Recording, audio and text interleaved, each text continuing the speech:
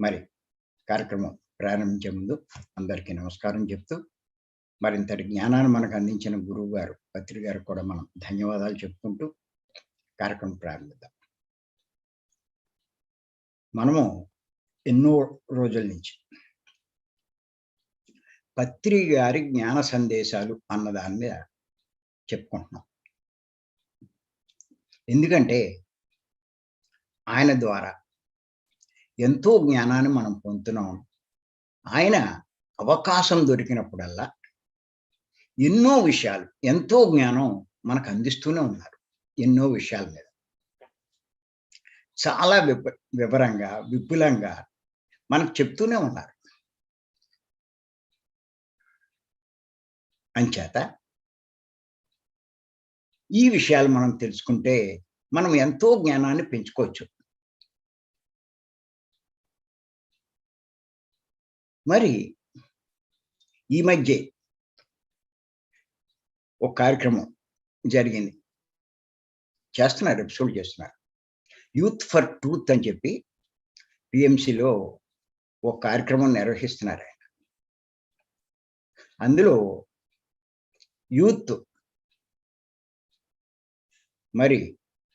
Youth చేత ప్రశ్నలు అడిగిస్తున్నారు. దానికి ఈయన ఆన్సర్స్ ఇస్తున్నారు. చాలా బాగున్నాయి అన్నీ. వినండి, అవన్నీ రికార్డ్ అయ్యి ఉంటాయి, పర్లేదు, మీరు ఎప్పుడైనా వినొచ్చు. Youth for truth.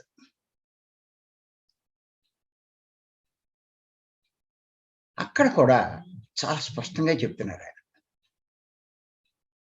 మీరు అలా అవ్వాలి మేము అంటే ఏంటి అంటే, మీలా అవ్వాలి అని వాళ్ళు అడిగితే ఒకటి చెప్పారు. నేను 1,00,000 పుస్తకాలు చదివాను, మీరు చదవండి. నేను ఎంతో ధ్యానం చేశాను, మీరు చెయ్యండి. నేను అందరి అనుభవాలు వింటున్నాను, మీరు వినండి.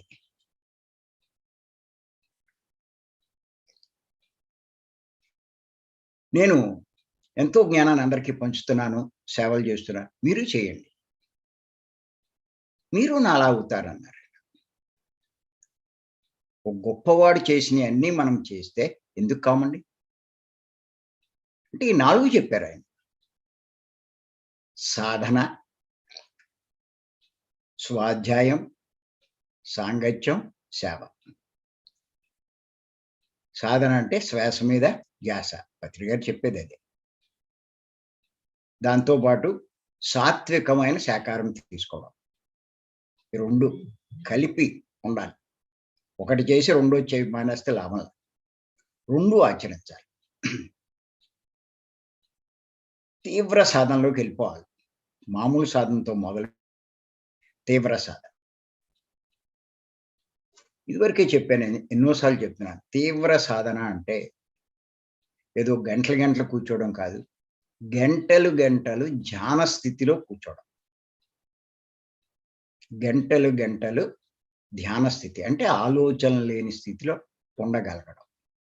అది తీవ్ర సాధన. అక్కడ మీకు రిజల్ట్స్ బాగుంటాయి. మరి అంత సాధన చెయ్యాలి. జ్ఞానులు రాసిన జ్ఞానానికి సంబంధించిన, ఆత్మజ్ఞానం సంబంధించినటువంటి పుస్తకాలు ఖచ్చితంగా చదవాలి. అది. దాంతోపాటు ఎవరైతే ఆత్మజ్ఞానం బోధిస్తూ ఉంటారో, ఎవరైతే ఆత్మజ్ఞానం గురించి చెబుతూ ఉంటారో అలాంటి వాళ్ళతో సాంగత్యం చేయాలి. అలాంటి సందేశాలు వింటూ ఉండాలి. ఎక్కువగా పత్రి గారి చాలా ఉన్నాయండి, అవి వింటే చాలండి, ఎంత జ్ఞానం వస్తుందో మీకు. అది సరే. మరి 4వది ఏంటంటే, నీకు ఉన్న జ్ఞానాన్ని నలుగురికి బోధించు. చెప్పు. అదే చేస్తున్నాను నేను ఇప్పుడు అందరి చేత. ప్రతి మాస్టర్ చేత మాట్లాడిస్తున్నా. ఎవళ్ళైతే ధైర్యంగా ఎదురుకొస్తున్నారో వాళ్ళందరి చేత మాట్లాడిస్తున్నా. అంటే జ్ఞానాన్ని అందరికీ ఇచ్చే ఆ పుణ్యం సంపాదించుకోరా? ఊరికే ధ్యానం చేయడం ఒకటి, వినడం ఒకటేనా? జ్ఞానాన్ని పంచడము అంటే అది గొప్ప సేవ. జ్ఞానదానము అంటారు. గుర్తెట్టుకోండి. దాన్నేమంటారంటే జ్ఞాన దానము. ధనదానం కంటే, వస్త్రదానం కంటే, అన్నదానం కంటే, ఇంకా ఏ దానం కంటే కూడా గొప్పది ఏది అంటే జ్ఞానదానం. హై లెవెల్‌కి వెళ్ళే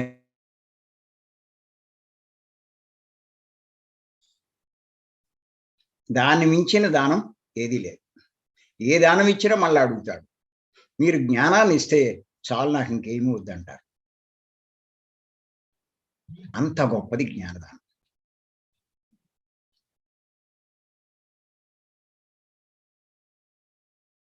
సేవ అంటే ఏదో శాకాహారాలు ఇవన్నీ చేయడం. ఇది కొంత వరకు చేస్తూ ఉంటాం మన స్థాయిని బట్టి. అదే యజ్ఞ ఫిజికల్‌గా సేవ చేస్తాం. అక్కడ అన్నదానాల్లో, లేకపోతే ఇంకా ఏదైనా కార్యక్రమాల్లో మనం కూడా ఉండి పాల్గొంటూ ఉంటాం. ఫిజికల్. అయ్యి సేవలే. కాదని నేనేమి అనను.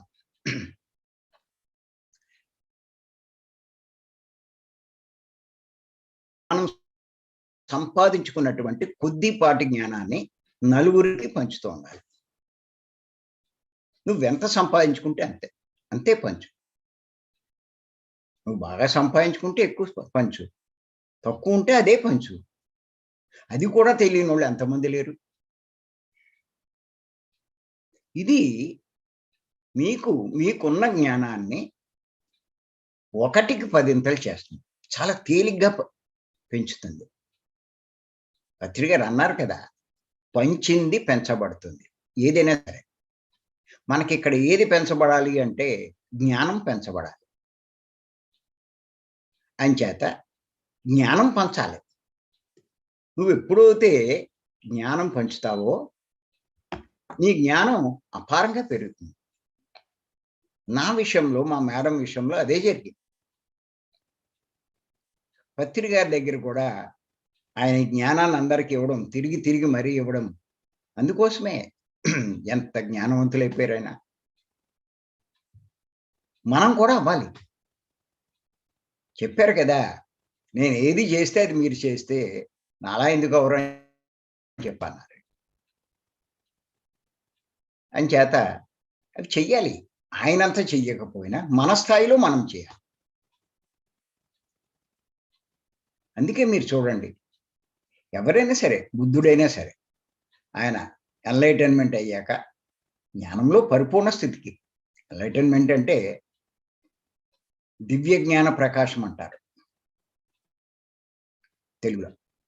ఆ దివ్య లోకాలకు మన కంటికి కనపడంది. ఇటువంటి అపారమైన సృష్టిలో ఉన్న జ్ఞానాన్ని సంపాదించుకున్నప్పుడు, అది అపారంగా మనం సంపాదించుకున్నప్పుడు, అప్పుడు మనం ఎన్‌లైటెండ్ పర్సన్ అంటాం. అటువంటి వాళ్ళంతా ఓ బుద్ధుడు, ఓ జీససు, మహమ్మదు, ఆ గురు నానక్కు, ఇలా ఎంతోమంది శంకరాచార్యులు వారు. మరి వాళ్ళు సంపాదించుకున్నది తిరిగి, తిరిగి, తిరిగి మరీ పంచిపెట్టారు. అప్పుడు ఇంత టెక్నాలజీ ఎక్కడుంది? ఇంతేముంది, బుద్ధుడు కాలినడకన వెళ్ళేవాడు. శంకరాచార్యులు కాలినడకనే వెళ్ళేవాడు. అలా ఎవడైనా అలా వాళ్ళు చెయ్యగలిగినంత చేశారు వాళ్ళు. ఎంత గొప్పవాళ్ళయ్యారండి. అంచేత మనం కూడా అంత జ్ఞానాన్ని సంపాదించుకోవాలి. అంత గొప్పవాళ్ళం కావాలి. ఆ ప్రయత్నమే ఇప్పుడు చేస్తున్నాం. మీరు ఒక్కొక్క జన్మలో ఎంత చేస్తే మీరంతా ఎదుగుతారు, అంత గొప్పవాళ్ళవుతారు. ఏమీ చేయకపోతే ఏమవరు. ఆ జన్మ వేస్ట్. మళ్ళా వస్తారు. వచ్చి మళ్ళా మామూలు అవుతే మళ్ళా రావాల్సిందే. పోలే వచ్చి రావచ్చు. చూస్తున్నాం గదా! ప్రతి ఒక్కళ్ళు. ఎన్ని తిప్పలు పడుతున్నారు, ఎన్ని కష్టాలు పడుతున్నారు, ఎన్ని సమస్యలు, ఎన్ని బాధలు, ఎన్ని రోగాలు, ఎన్ని గొడవలు, ఎన్ని తగువులు కుటుంబంలో, పిల్లలతోటి, ఇరుగు పొరుగు వారితోటి, అందరితోటి ఎక్కడ శాంతుంది? ఎవడికి శాంతుంది? ఎవరికీ లేదు.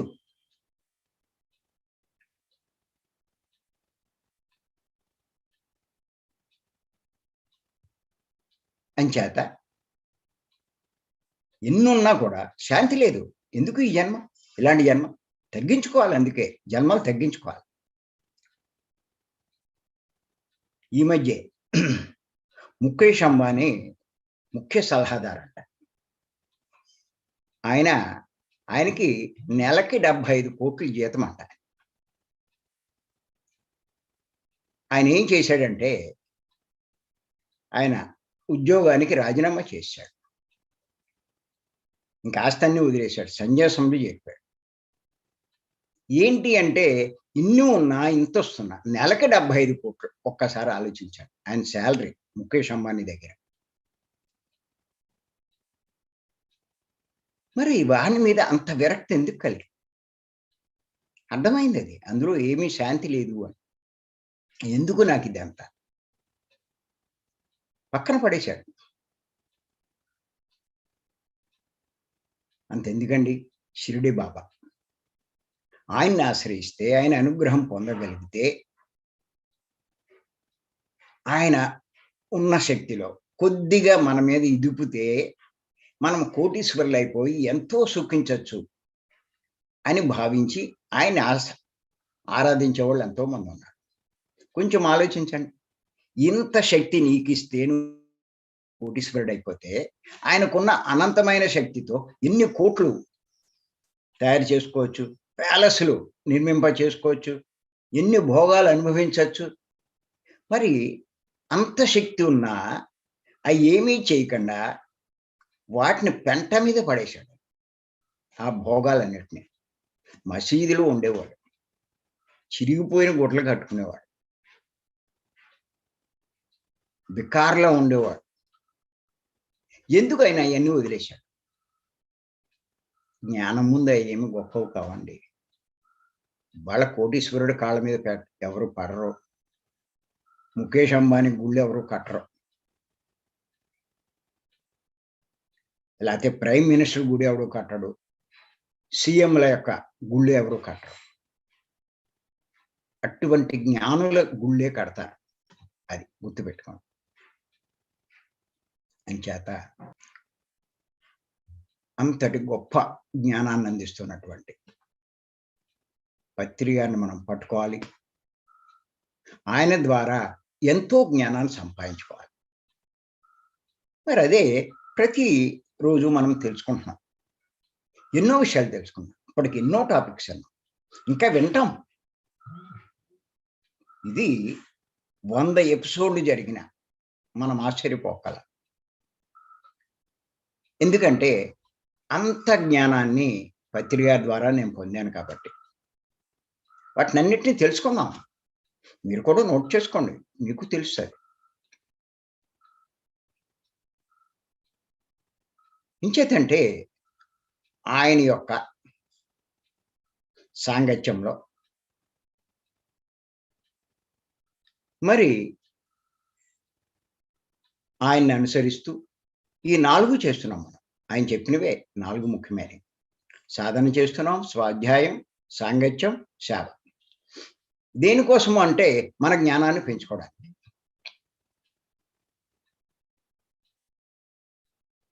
ఆయన చాలా స్పష్టంగా చెప్పారు. కొన్ని ప్రశ్నలకి ఎన్‌లైటెన్ అవ్వాల్సిందే. ఎన్‌లైటెన్ అవుతే ఇయన్నీ అర్థమవుతాయి అని ఆ ప్రశ్నలకి ఆయన సమాధానం చెప్పడం జరిగింది. అంటే పరిపూర్ణ జ్ఞానం పొందాలి. ఆ దివ్య జ్ఞానం మనం సంపాదించుకోవాలి. ఎన్‌లైటైన్‌మెంట్ అవుతేనే కొన్ని సాధ్యమవుతాయి. లేకపోతే ఆయన చేయగలిగినవన్నీ మనం చేయలేం. అంచేత మరి అటువంటి జ్ఞానాన్ని ఆయన కిందటి సంవత్సరం లాక్‌డౌన్‌లో 100 ఎపిసోడ్‌లు చెప్పడం జరిగింది. అందులో 70, 80 ఆత్మజ్ఞానం గురించే ఉంది. నాకెక్కడ ఆరోగ్యం గురించి అంత కనపడలే. ఎక్కడైనా ఓ మాట వదిలితే వదలొచ్చు అంతే. అంతా ఆత్మజ్ఞానం గురించే. అంచేత ఏంటంటే గుర్తుపెట్టుకోండి. ఆ విషయాలు మరి ఒక్కొక్కటి మనం తెలుసుకుంటున్నాం.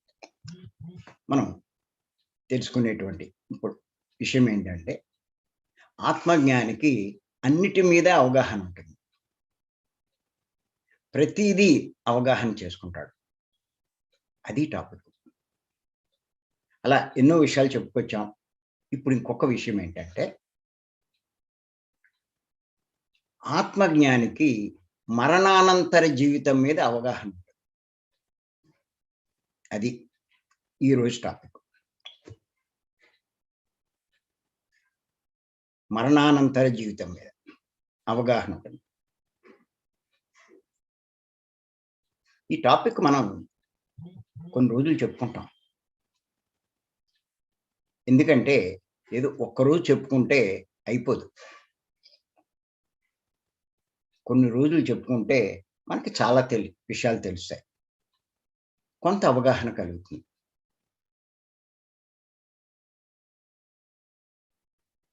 తెలుసుకోవడం వేరు, అనుభవంలోకి తెచ్చుకోవడం వేరు. తెలుసుకోవడం అన్నది వినడం ద్వారా, చదవడం ద్వారా తెలుస్తది. అనుభవంలోకి అన్నది నీ మూడో కన్ను తెరుచుకుంటే, నీ థర్డే అప్పుడు ఇయన్నీ అనుభవంలోకొస్తాయి. ఇప్పుడు మీకు అది నిజమా? కాదా? అనే సంశయం కలుగుతది.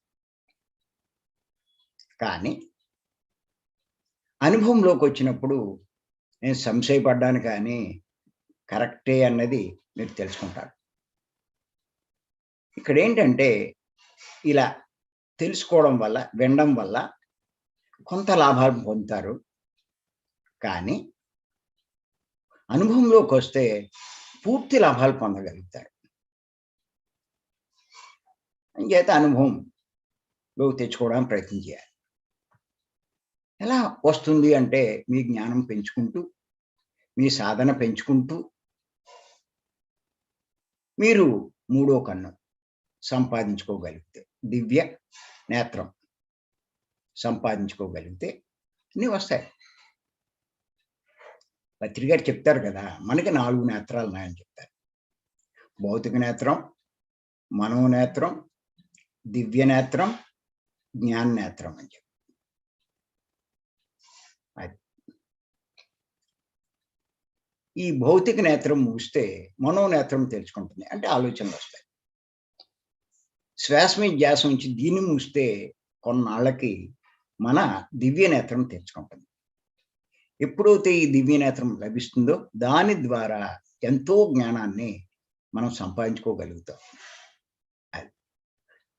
అలా ఆ జ్ఞానం సంపాదించుకున్న వాడినే జ్ఞాన నేత్రం ఉన్నవాడు అని చెప్పి చెప్పుకోవచ్చు. అంచేత మరి ఆ రకంగా ఉంది. తెలుసుకోవడం ద్వారా తెలుసుకుంటాం. అనుభవం ద్వారా కూడా తెలుసుకుంటాం. అంచేత ఏమిటి అంటే, ఈ మరణానంతర జరిగే దాని గురించి అంటే అవగాహన ఉండాలి అన్నిటికీ. ఎవరికుంటుంది అంటే ఆత్మజ్ఞానికి ఉంటుంది అని చెప్పి తెలుసుకున్నాం. ఏముంటుంది? మరణానంతరం జరిగే దాని గురించి మంచి అవగాహన ఉంటుంది. అందుకే పత్రి గారు మరణించక ముందే మరణించాలి అంటారు. ఈ మరణించక ముందే మరణించడం అంటే ఇక్కడ 2 రకాలు చెప్పుకున్నాం. మరణించిన తర్వాత జరిగే దాని గురించి మరణించక ముందే తెలుసుకోవాలి. ఇక్కడ ఇప్పుడు మనం ఈ సబ్జెక్టు ద్వారా ఈ విషయాలు తెలుసుకోవడం ద్వారా తెలుసుకుంటున్నాం. తెలియని దాన్ని తెలుసుకుంటున్నాం. అలాగే మనం కనుక మన సాధన ఇయన్నీ పెంచి బాగా ఈ మూడో కన్ను పత్రికల్లా మనం కూడా సంపాదించుకోగలిగితే అది మనకి అనుభవంలోకొస్తాయి. ఆ విషయాలన్నీ కరెక్ట్, కరెక్ట్, కరెక్ట్ అనుకుంటాం. అది. అప్పుడు ఇంకా అంటే జీవించి ఉండగానే ఆ మూడో కన్ను తెరుచుకుంటే ఇయన్నీ అనుభవంలోకొస్తాయి. కరెక్టే గదా! కరెక్టే గదా! ఇక్కడ కొంత నయం, అక్కడ పూర్తిగా మనకి ఆ విషయాలు అవగతమవుతూ ఉంటాయి. అంచేత ఈ విషయాలు కొన్ని తెలుసుకునే ప్రయత్నం చేద్దాం. ఇవాళ కొన్ని తెలుసుకుందాం. ఒక కోణంలోంచో, ఇంకో కోణంలోంచో. మళ్ళా రేపు మరికొన్ని తెలుసుకుందాం. చూడండి. మనమంతా మానవులం. మానవుడు అంటే ఆత్మైన మనము శరీరాన్ని ధరించాం.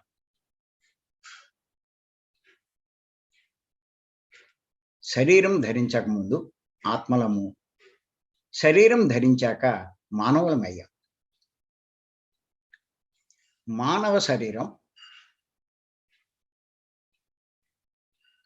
అంటే గుర్తుపెట్టుకోండి. ఊరికే పైకి కనిపిస్తున్నటువంటి 5 జ్ఞానేంద్రియాలు, అది కర్మేంద్రియాలు, శరీరం ఇయి కాదు. శరీరం లోపల ఎన్నో భాగాలున్నాయి.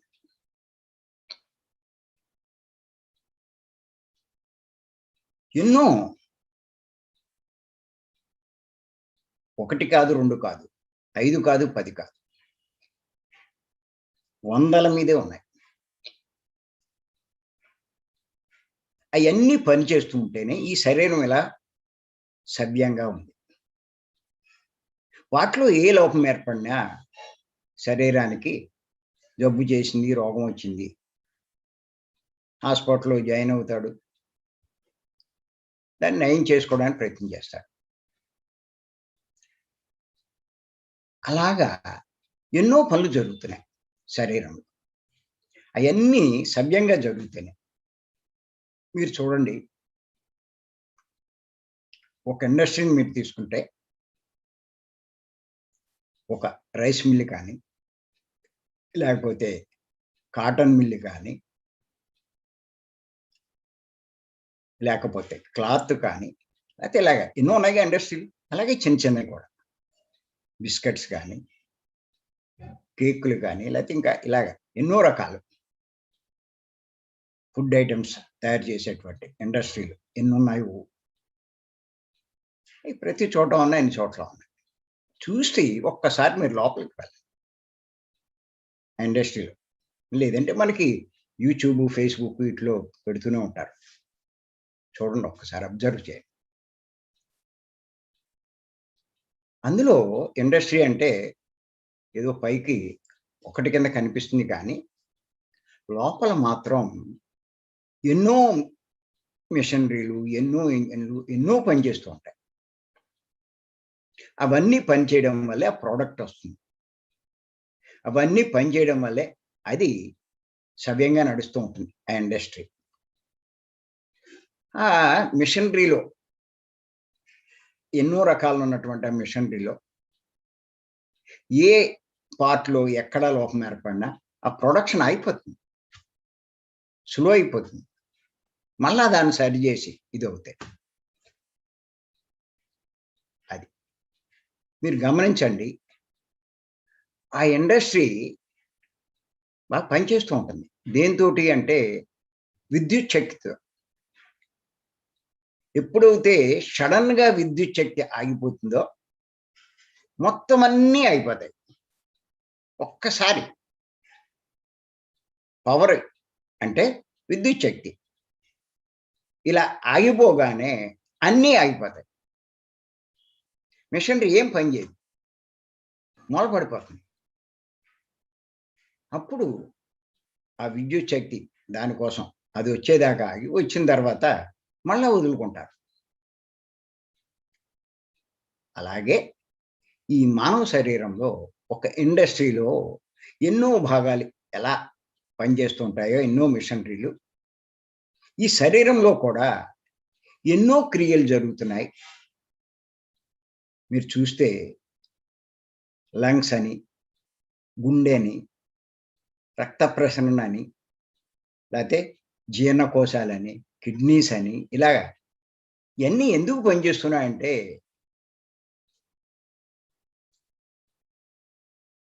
ఇండస్ట్రీలో అన్నీ ఎలా పనిచేస్తాయంటే విద్యుత్ శక్తితో పనిచేస్తాయి. మానవ శరీరంలో ఈ భాగాలన్నీ ఎలా పనిచేస్తాయి అంటే ఆత్మశక్తితో పనిచేస్తాయి. ఆత్మశక్తి ఆగిపోతే ఆత్మశక్తి ఆ శరీరం నుంచి తప్పుకుంటే మొత్తం అన్నీ ఆగిపోతాయి. అప్పుడు ఏది పనిచేయదు. అని ఏమంటారంటే శవము అంటారు ఆ శరీరాన్ని. ఆత్మ శరీరంలో తప్పుకుంటే శవము అంటారు. చనిపోయాడు అంటారు. ఇంకా ఏమంటారంటే ప్రాణం పోయింది అంటారు. ఆత్మ ఉంటేనే వాడు జీవించి ఉంటాడు. ఆత్మ శరీరంలోంచి నిష్క్రమిస్తే వాడు చనిపోతాడు. మరి ఏమిటి ప్రాణం అనేటువంటి కొంత సందేహం కూడా చాలా మందికి ఉంది. గుర్తుపెట్టుకోండి. ప్రాణం అంటే శరీరంలో జరిగే 5 రకాల వాయు సంచారాలు. వీటినే ప్రాణం అంటారు. శరీరంలో జరిగే 5 రకాల వాయు సంచారాలు. వాటినే ప్రాణం అంటారు. అవేమిటంటే ప్రాణము, అపానము, ఉదానము, వ్యానము, సమానము. ఇక్కడ ప్రాణము అంటే ఉచ్ఛ్వాస నిశ్వాసాలు కలిగించి శరీరానికి ఈ ప్రాణశక్తిని, ఆక్సిజన్ అది అందిస్తుంది. అపానము అంటే శరీరంలో ఉన్నటువంటి మలినాలన్నిటినీ విసర్జింప చేస్తూ ఉంటాం. ఉదానము అంటే ఉదరంలో, అంటే జీర్ణకోశంలో మనం తీసుకున్న ఆహారాన్ని జీర్ణం చేసి శక్తిగా మారుస్తుంది.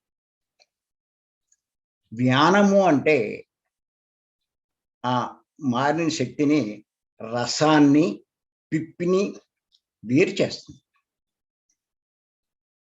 సమానము అంటే ఆ అన్న రసాన్ని, ఏదైతే శరీరానికి అవసరమో దాన్ని అన్ని భాగాలకు సమానంగా వ్యాపింప చేస్తారు. ఇన్ని జరుగుతూ ఉండడం వల్లే ఈ శరీరం పనిచేస్తుంది. ఎప్పుడైతే ఆత్మ నిష్క్రమిస్తుందో, ఆత్మ ఉన్నంతసేపే ఇవన్నీ జరుగుతాయి. ఆత్మ లేకపోతే ఇవన్నీ ఆగిపోతాయి. వీటితో పాటు ఇంకా చాలా ఉన్నాయి. అయ్యి ఆగిపోతాయి. ఏది ఉండదు, ఏది జరగదు. అది. అప్పుడు శవము అంటారు. ఏది జరగకపోతే. అంచేత ఇక్కడ గుర్తుపెట్టుకోండి ప్రతి ఒక్కళ్ళు. ఇక్కడ ఏంటి అంటే చనిపోయాడు అంటున్నాం కదా! ఏంటి ఇక్కడ? ఏం జరిగింది? ఇది మీరు గనక గమనించినట్లయితే అప్పటిదాకా శరీరంలో ఉన్నటువంటి ఆత్మ ఎందుకుంది శరీరంలో? ఎందుకు ఉంది అంటే, ఈ శరీరానికి, ఆత్మకి మధ్యలో కనెక్షన్ ఉంది. దాన్ని సిల్వర్ కార్డ్ అంటారు. ప్రకృతిలో ఏర్పాట్లు ఇయన్నీ. ఆ కనెక్షన్ ఉన్నంత సేపు ఆత్మ శరీరంలో ఉండి, శరీరంలో అన్ని పనులు జరిపిస్తూ ఉంటది.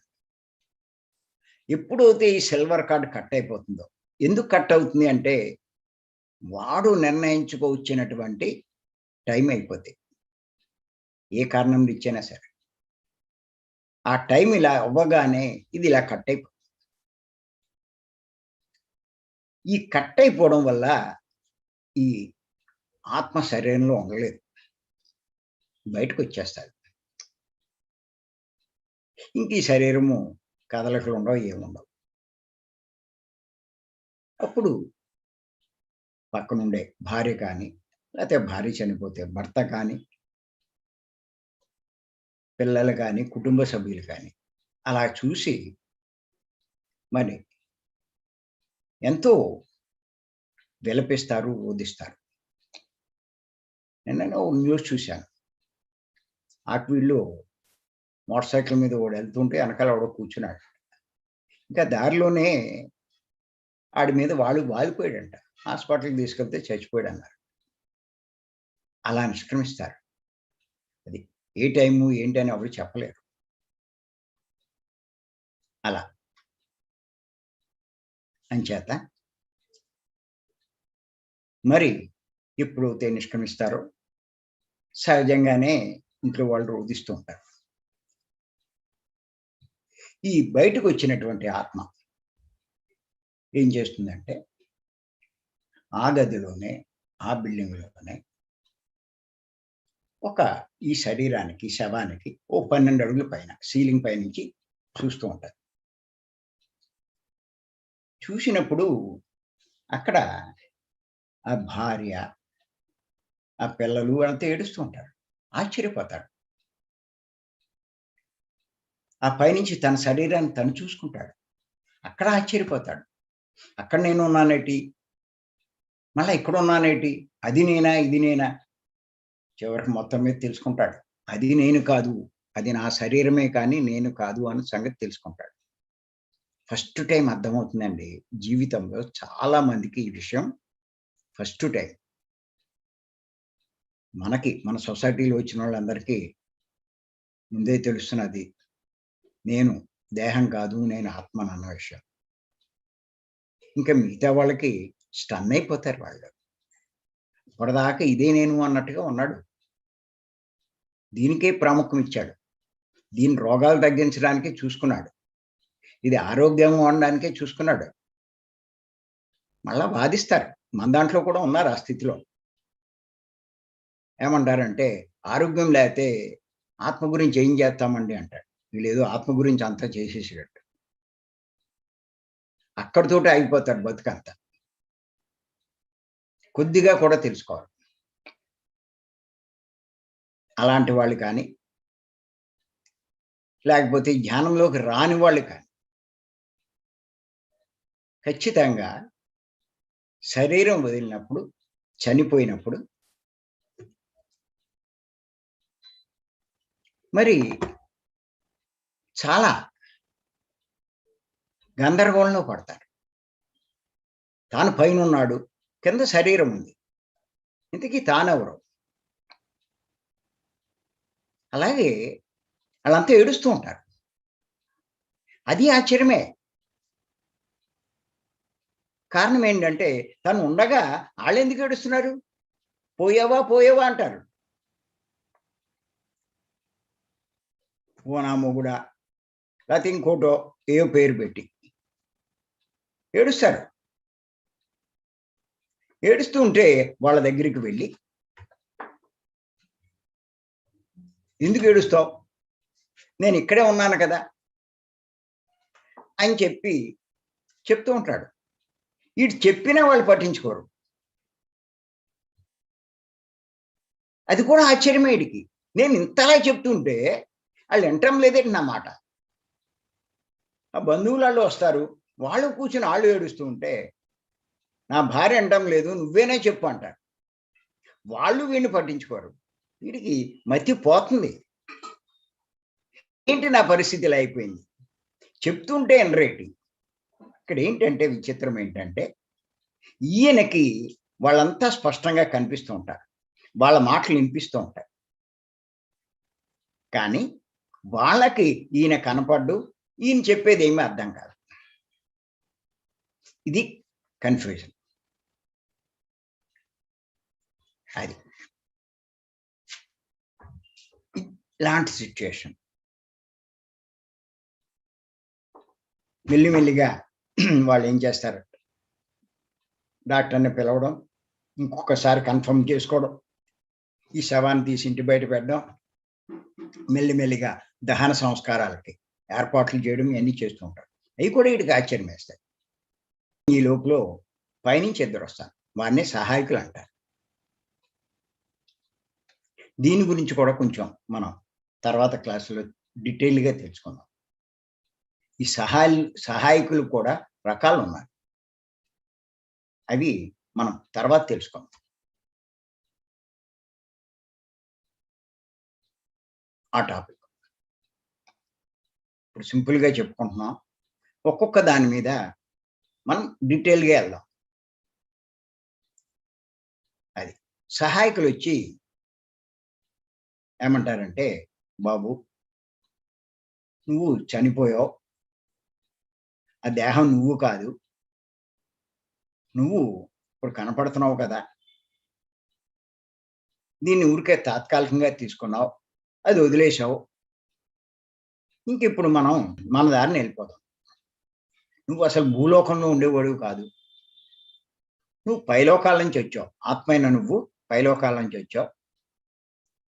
మనం పైలోకాలకెళ్ళిపోదాం" అని చెప్తారు. చెప్తే మరి వాడు ఎళ్ళిపోతాడా అంటే ఎళ్ళడు. ఇంచేతంటే వాడు ఉన్నప్పుడు భార్య, పిల్లల మీద ఎంతో మమకారం, ఎంతో ఇష్టం. ఎలా వదిలేస్తాడు వాళ్ళని?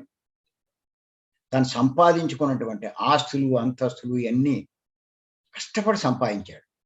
అసలు ఇంకో పనే లేదు. తను కనీసం ఆత్మ అన్న కొద్దిగా కూడా ఏ పని చేయలేదాడు ఆత్మ కోసం. అంతా ఇయన్నీ నాయి, ఈ దేహం నేను, వీళ్ళంతా నా వాళ్ళు అనే భావంతోనే ఉండేవాడు. నేను బావుండాలి, మా వాళ్ళు బావుండాలి. బావుండాలంటే డబ్బు సంపాదించాలి. ఇంకా ఆస్తులు బాగా సంపాదించాలి అని అనుకుంటూ అవన్నీ సంపాదించాడు అంతే తప్ప, వాడు ఆత్మ గురించి కొద్దిగా కూడా ఏమీ చేయలే. శారీరక ఆరోగ్యం కోసం ఎంత కష్టపడ్డాడో, ఎంత ఖర్చు పెట్టాడో. మరి ఈ శరీరం సుఖపడాలంటే మరి దానికి కావాల్సిన డబ్బులు, అంతస్తులు కాబట్టి అన్నీ సంపాదించుకోవడం కోసం. తప్పులు చేశాడు, పాపాలు చేశాడు, చెయ్యకూడనివి చేశాడు. తాను ఈ శరీరం అనుకుంటూ సుఖపడాలంటే తనకు నచ్చినయన్నీ తినాలి అంటూ కోళ్ళని చంపి, మేకలను చంపి, ఆటి మాంసం తింటూ, ఇలాంటి పాపాలు చేస్తూ చేశాడు నేను శరీరం అనుకుంటూ ఉన్నవాడు. ఇయన్నీ చేసి ఇప్పుడు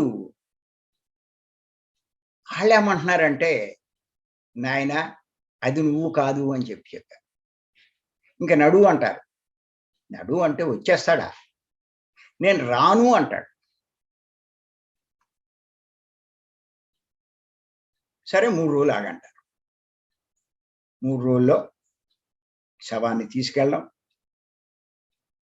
వీడు ఆ శవం కూడా ఎళ్తూ ఉంటాడు.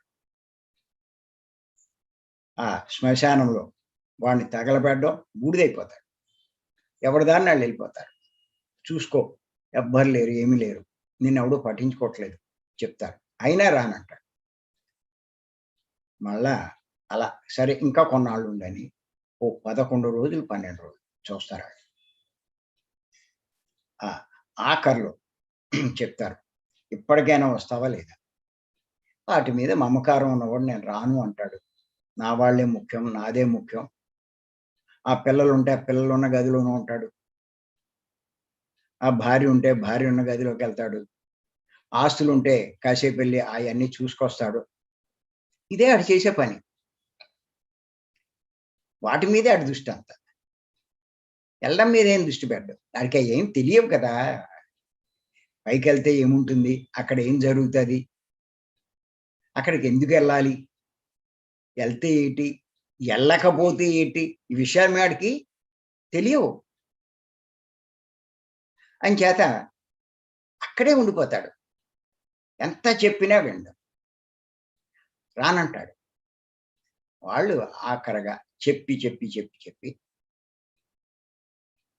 ఆ 11 రోజులయ్యాక ఇంకా వాళ్ళెళ్ళిపోతారు. ఎప్పుడైతే వాళ్ళెళ్ళిపోతారో, వాళ్ళు వచ్చినప్పుడు ఈడిని తీసుకెళ్ళడానికి తెరుచుకున్నటువంటి ఆత్మ ద్వారాలు క్లోజ్ అయిపోతాయి.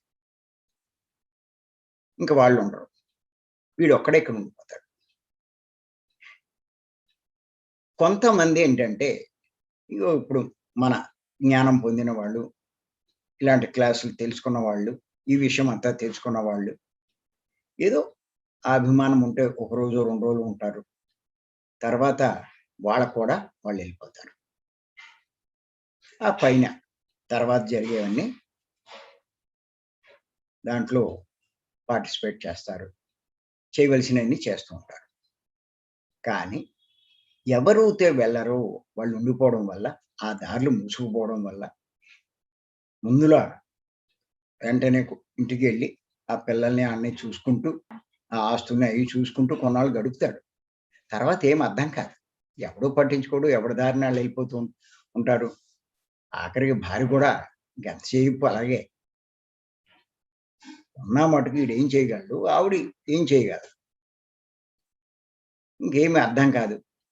అప్పుడు ఏం చేయాలో అర్థం కాదు. మతిపోతుంది. అలాగా ఉండిపోయినటువంటి ఆత్మని ప్రేతాత్మ అంటారు. లేకపోతే దెయ్యం అంటారు. కొన్ని 100 సంవత్సరాలు వృధా చేసుకుంటారు జీవితాన్ని. బతికున్నప్పుడు జీవితాన్ని వేస్ట్ చేశాడు. చచ్చిపోయాక వేస్ట్ చేశాడు. కారణం ఏంటంటే అజ్ఞానం. కొద్దిపాటి జ్ఞానం కూడా లేక. అందుకే పత్రి గారు మరణించక ముందే మరణించాలంటారు. ఎందుకు అంటే నీ జీవితం వేస్ట్ కాకూడదు. ఇప్పుడు చెప్తూ ఉంటారు సమయాన్ని వృధా చేయకండి అంటారు. అనవసరమైన వాటికి కాదు. ఆత్మ సంబంధమైన వాటి కోసమే మీరు చెయ్యండి ఏ పని చేసినా.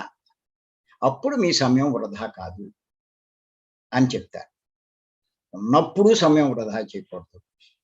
శరీరం వదిలేశాక, చనిపోయాక అప్పుడు మనం సమయాన్ని వృధా కాకూడదు. వృధా కాకూడదు అంటే ఆ వచ్చిన వాళ్ళతో వెళ్ళిపోవాలి.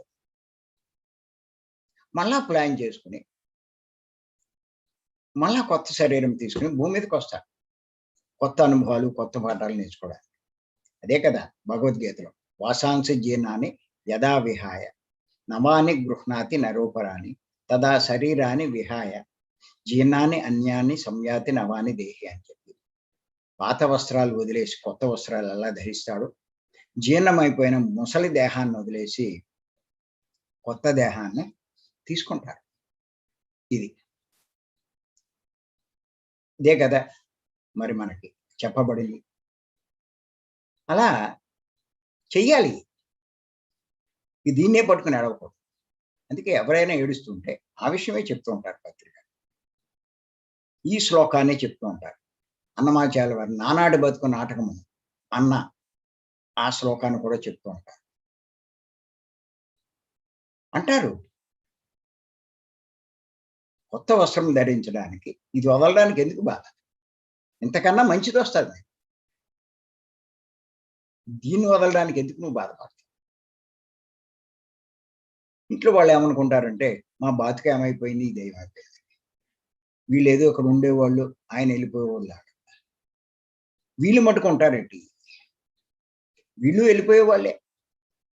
అది ఇంచేత ఇక్కడ ఒకటి మనం గుర్తెట్టుకోవాలి. ఏమిటంటే మరణించిన తర్వాత ఈ ఆత్మలు భూమి మీదే ఉండిపోయి పైలోకాలకు వెళ్ళకుండా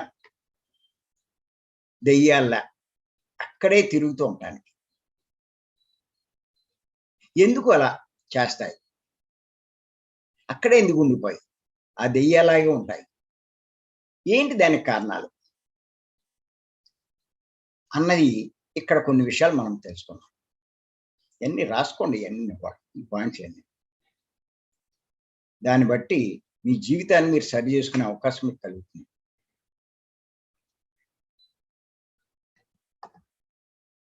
లేకపోతే మనము నష్టపోతాం. ఓ పాయింట్ ఏంటంటే ముఖ్యంగా కుటుంబ సభ్యుల మీద ఉన్నటువంటి విపరీతమైన మమకారమే ఆత్మ భూమి మీద ఉండిపోతుంది, పైలోకాలకి వెళ్దాం. రెండో కారణం ఏంటంటే చనిపోయిన తర్వాత అందరి ఏడుపులు, దుఃఖం, బాధ.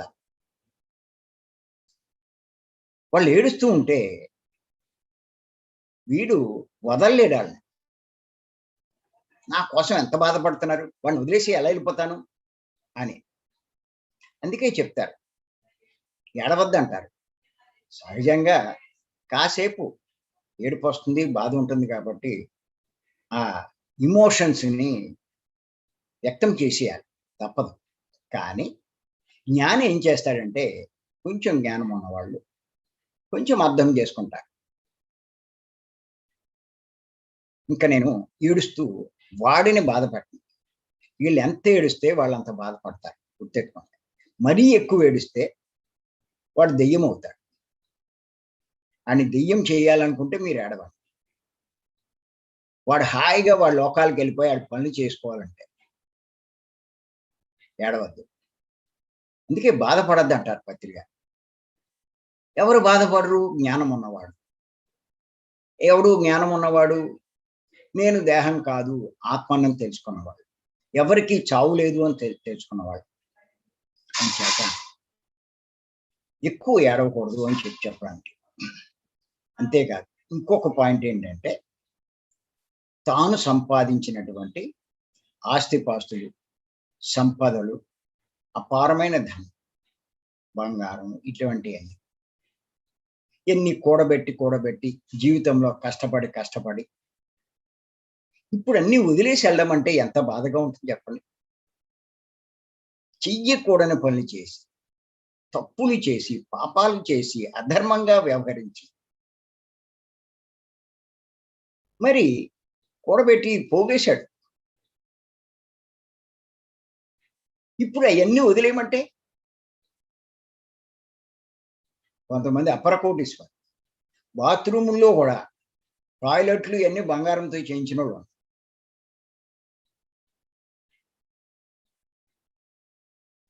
ఇవన్నీ వదిలేయమంటే ఎలా ఉంటుంది? అంత లగ్జూరియస్ లైఫ్ లీడ్ చేస్తూ దాన్ని వదిలేయాలంటే చాలా బాధే. అంచేత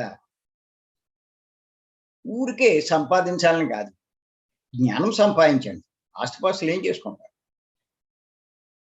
మనకి అవసరాలు తీరుతున్నాయా లేదా అన్నది చూసుకోండి, అంతేకాని అంతకన్నా అధికంగా అక్కల. వాటిని అధికంగా పెట్టుకుని వ్యామోహం పెంచుకోకండి. అంతేకాదు ఇంకా ఈ భూమి మీద ఉండిపోవడానికి కారణం ఏంటంటే, వాళ్ళు చేయవలసిన పనులు మధ్యలో ఆగిపోవడం. భౌతికమైన పనులు ఎన్నో ఉంటాయి, సంపాదిస్తూ ఉంటారు, ఏయో కడుతూ ఉంటారు, ఎన్నో చేస్తూ ఉంటారు, ఎన్నెన్నో ప్లాన్ చేస్తారు. అలా ప్రతి ఒక్కళ్ళు ఎన్నెన్నో చేస్తారు. ఈడు ఎప్పుడైతే కొంతవరకు చేశాడు, ఈ లోపల వీడు చనిపోయాడు. ఎప్పుడైతే మధ్యలో అయిపోయో ఎలా ఉంటుంది చెప్పండి? అవి పూర్తి చేసేస్తే అయిపోను, ఆ పని అయిపోతే అయిపోను, నాకే గొడవ లేదు అని చెప్పి అనుకుంటాడు. అంచేత పైకి వెళ్ళినా కూడా వెళ్ళాలంటే వెళ్ళలేడు. ఆ దృష్టి అంతా ఆటల మీదే ఉండాలి. ఇంకో పాయింట్ ఏంటంటే, జీవించి ఉన్నప్పుడు అత్యంత దుఃఖంతో జీవించేవాడు. ఎప్పుడు ఏడుస్తూ. అలా అయిపోయింది, వాడి బతుకిలా అయిపోయింది, నా బతుకిలా అయిపోయింది. ఇది ఇలాగంటూ నాకు ఈ సమస్యలున్నాయి. ఇలా ఈ అత్యంత దుఃఖంతో ఎవడైతే జీవిస్తూ ఉంటాడో వాడు కూడా వెళ్ళలేడు. ఇంకో పాయింట్ ఏంటంటే, గాయాల వల్ల మరణించిన, హత్య చేయబడిన పైకెళ్ళడు. వాడిని ఎవడో హత్య చేశాడు. బాగా అన్యాయం చేశాడు. చేత చనిపోయిన తర్వాత వాడి మీద కక్ష తీర్చుకోవాలను, వాడి మీద కోపం తగ్గదాడికి. నన్ను నా కుటుంబానికి దూరం ఇంత అన్యాయం చేశాడు. వీడి సంగతి తేల్చుకోవాలి అని అక్కడే ఉంటాడు. అలాగే ఇంకొక పాయింట్ ఏంటంటే, అనుకోని సమయంలో అంటే ఉన్న ఫలంగా మరణం సంభవించడం. వాళ్ళు గమ్మున వెళ్ళలేరు. అది పైకి వెళ్ళలేరు వాళ్ళు. ఇవన్నీ కూడా కారణాలే. గుర్తుపెట్టుకోండి. ఈ లోపాలు మీరు సరి చేసుకుంటే మీరు ఇంచక్క పై లోకాలకు వెళ్ళిపోతారు. మీ సమయం ఎంతో కలిసి వస్తుంది. మీరు ఎన్నో తర్వాత ఇవన్నీ ప్లాన్ చేసుకుని, ఇంకో జన్మ తీసుకుని, ఇంకెన్నో సాధించడానికి ప్రయత్నం చేస్తారు. లేకపోతే అక్కడే ప్రేతాత్మలాగా, దెయ్యంలా తిరుగుతూ మీ సమయాన్ని ఎంతో నష్టపెట్టుకుంటారు. అది ఒకటే గుర్తుపెట్టుకోండి. ఏది ఏమైనప్పటికీ ఏది ఏమైనప్పటికీ చనిపోయిన వారికి అంటే ఆత్మకి 12 రోజులు గడువు మాత్రమే ఉంటుంది. చనిపోయిన తర్వాత 12 రోజులు గడువు ఉంటుంది. ఈ గడువు లోపులోనే వాడు నిర్ణయించుకొని సహాయకులతో పైలోకాలకి వెళ్ళిపోవాలి. లేకపోతే 12 రోజుల తర్వాత సహాయకులు వెళ్ళిపోవడం జరుగుతుంది. అంతేకాదు ఆత్మ ద్వారాలు కూడా మూతబడిపోతాయి. అలా కనుక జరిగితే చనిపోయిన వారి పరిస్థితి మరీ దయనీయమైపోతుంది. ఎందువల్లంటే అవి ఆత్మలోకాలకి వెళ్ళలేవు. భూలోకంలో శరీరంతో వ్యవహరించడానికి ఇంకో జన్మ మళ్ళా తీసుకోలేవు. ప్రేతాత్మలుగా అంటే దెయ్యాలుగా సంచరించవలసి వస్తుంది. అలా వందల సంవత్సరాలు ఏమీ చెయ్యలేక వృధా అయిపోతాయి. గుర్తుపెట్టుకోండి. అందుకే పత్రికారు అంటారు, ఏ విజయవాడ బ్యారేజ్ కానీ అలా పెద్ద పెద్ద వంతెనలు అవి ఉంటే మీకు మూడో కన్ను ఉంటే మీకు బాగా తెలుస్తుంది. ఆ బ్యారేజ్ మీద ఈ ప్రేతాత్మలన్నీ వరుసగా లైన్గా కూర్చుని ఉంటాయంట. ఏం చేస్తాయి? అలా చూస్తూ కూర్చుంటాయి. అది అంచేత అన్ని చోట్ల అవి ఆ సీన్స్ కనిపిస్తాయంట. పత్రిక చెప్తారు. అలా మనం కాకూడదంటే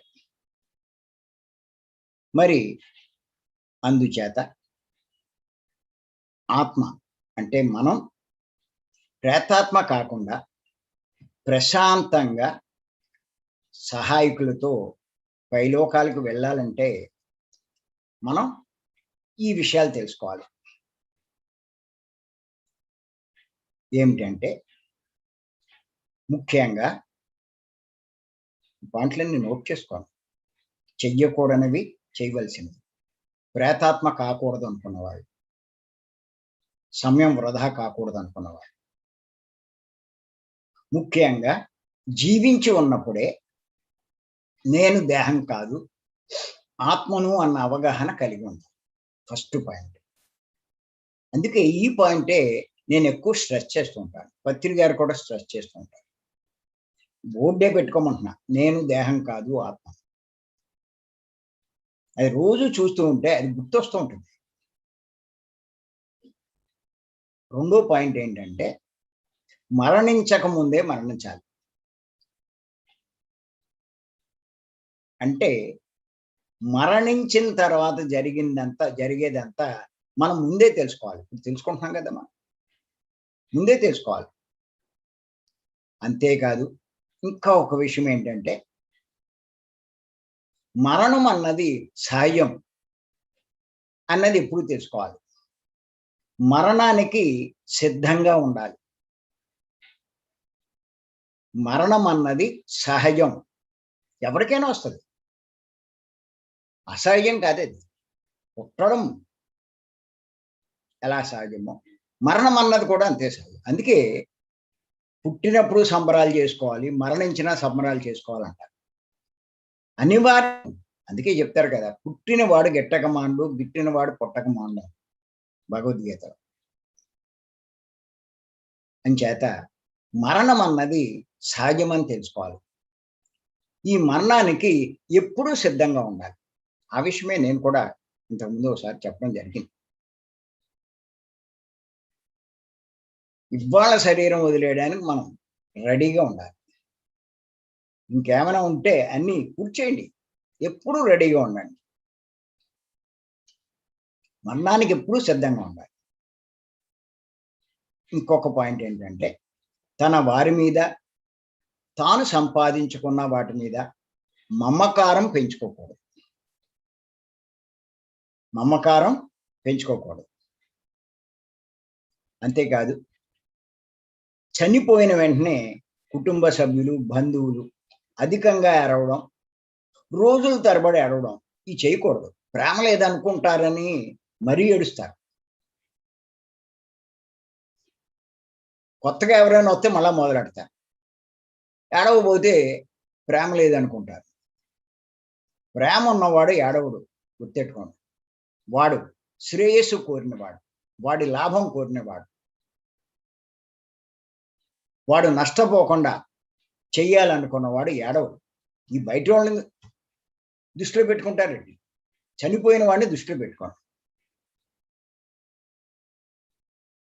మమకారం పెంచుకోకూడదు. ఎవ్వరూ రోజుల తరబడి ఏడవకూడదు. ఎంతసేపు ఈ జీవితం తాత్కాలికం. కొన్ని అనుభవాలు, పాఠాలు నేర్చుకోవడానికే ఈ జీవితం అని, ఈ శరీరం అని తెలుసుకోవాలి. అంచేత తెలుసుకోండి, మనకి మరణం లేదు. మరణం అనేది మన అంతం కాదు. మరణం అన్నది మనం మళ్ళీ భూమి మీదకి రావడానికే ఒక విడిది సమయం మాత్రమే. మరణం అంటే బాగా గుర్తుపెట్టుకోండి, శరీరాన్ని, ప్రదేశాన్ని మార్చడం. అంతే, ఇంకేం లేదు. ఈ అవగాహన, ఈ జ్ఞానం మీకుంటే మీరు భూమి మీద ఉండరు.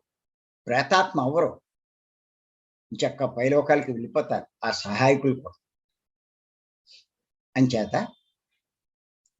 ఇవన్నీ ఎంత అవగాహన ఉంటే మనం అంత లాభం పొందుతాం. అంచేత ఏమిటి అంటే, మరి ఇలా ఎన్నో విషయాలు తెలుసుకోవాలి. మరణానంతరం గురించి ఎన్నో విషయాలు తెలుసుకోవాలి. రేపు మరికొన్ని విషయాలు తెలుసుకుందాం.